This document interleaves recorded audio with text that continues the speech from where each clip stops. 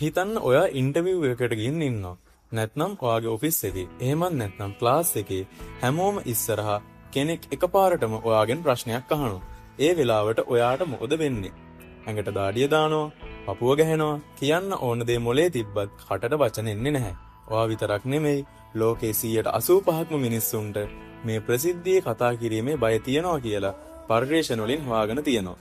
ඉතින් මේ ලෙඩේට සුපිරිම විසඳුමක් ලෝක ප්‍රසිද්ධ ස්ටැන්ෆර්ඩ් විශ්වවිද්‍යාලයේ මහාචාර්ය මැට් ඒබ්‍රහම්ස් විසින් ඉදිරිපත් කරලා තියෙනවා. ඕනෑම වෙලාවක නොසිතූ මොහොතක බය නැතුව හිතලා ස්මාර්ට් විදියට කතා කරන්නේ කොහොමද? think fast talk smart කියන මේ සුපිරි සංකල්පේන පියවර 4 අද අපි සරලව කතා කරමු. ඔයාගේ කැරියර් එක වඩා ගන්න මේක පට්ටම වටිනවා. වීඩියෝ එක අන්තිම වෙනකම් බලන්න.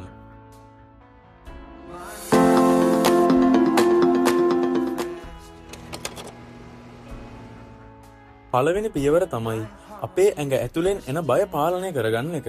මහාචාර්ය මැට් කියන විදිහට අපිට මේ බය සම්පූර්ණයෙන්ම නැති කරන්න බෑ. ඒක ස්වාභාවිකයි. හැබැයි ඒක කළමනාකරණය කරන්න. එහෙමත් නැත්නම් මැනේජ් කරන්න ක්‍රම 3ක් තියෙනවා. පළවෙනි දේ තමයි ඔයාට බයක් දැනෙද්දි ඒකත් එක්ක සටන් කරන්න යන්න එපා. මේ බය මට දැනෙනවා. ඒක සාමාන්‍යයි කියලා ඔයාගේ මොළයට මුලින්ම කියන්න. දෙවෙනි දේ කතා කරන්න කලින් ඔයාගේ මොළය වෙනතක යවන්න. ටං ට්විස්ටර්ස් නැත්නම් දිව පටලවන වැකි කියන්න. උදාහරණයක් විදියට සිංහලෙන් තියෙන කපටි කපුවා කපපු කපටි කපුටා වගේ වැකියක් වේගයෙන් 3-4 පාරක් හිතෙන් හෝ හීනියට මුමුණන්න.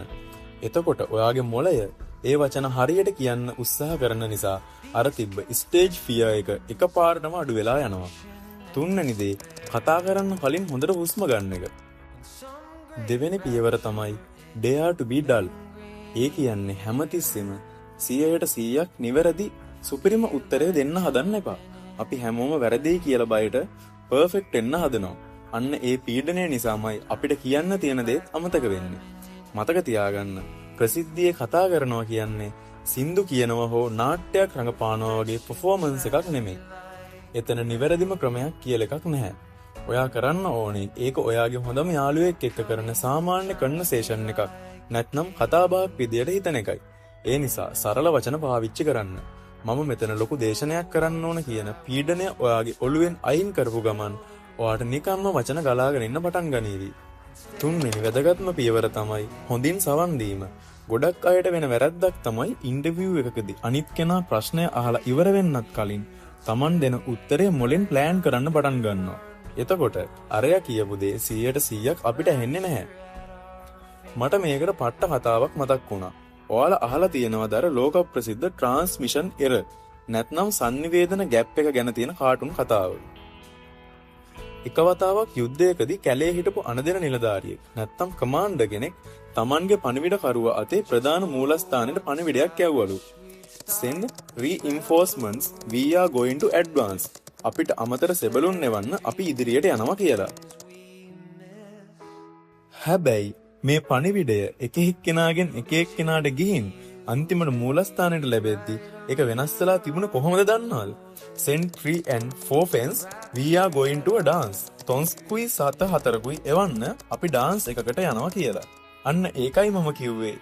අපි අනික් කෙනා කියන දේ හරියට අහගෙන හිටියේ නැත්නම් අපි දෙන උත්තරේ අන්තිමට මෙන්න මේ වගේ විහිළුවක් වෙනවා. ඒ නිසා ස්මාර්ට් කමියුනිකේටර් කෙනෙක් වෙන්න නම් ඉස්සෙල්ලම කරන්න ඕනේ කවුරු හරි ප්‍රශ්නයක් අහද්දී ඒක සම්පූර්ණයෙන්ම ඉවර වෙනකම් කිසිම ප්ලෑන් එකක් නැතුව අහගෙන ඉන්න එක. හරි. දැන් බය නැති කරගත්තා. අහගෙනත් හිටියා. දැන් උත්තරේ දෙන්න කොහොමද? අන්න ඒකට තමයි 4වෙනි පියවර තියෙන්නේ. ඒ තමයි ස්ට්‍රක්චර් එකක්. එහෙමත් නැත්නම් හැඩතලයක් පාවිච්චි කරන එක. පර්යේෂණ වලින් කියනවා අපේ මොළයට ව්‍යුහයක් තියෙන තොරතුරු 140ක් වේගයෙන් මතක තියාගන්න සහ තේරුම් ගන්න පුළුවන් කියලා. ඕනෑම වෙලාවක පාවිච්චි කරන්න පුළුවන් සුපිරිම ස්ට්‍රක්චර්ස් දෙකක් මම කියලා දෙන්නම්. පළවෙනි එක තමයි what, so what, now what ක්‍රමය. ඔයා කතා කරන මාතෘකාව හෝ ප්‍රශ්නය මොකක්ද? සරලව කියන්න. ඒක වැදගත් වෙන්නේ ඇයි? ඊළඟ පියවර විදිහට කරන්න ඕනේ මොකක්ද? දෙවෙනි ක්‍රමය තමයි problem, solution, benefit. මේක ඉන්ටර්විව් වලට පට්ටම වටිනවා. මුලින්ම ශේෂ්ත්‍රයේ තියෙන ප්‍රශ්නයක් කියන්න.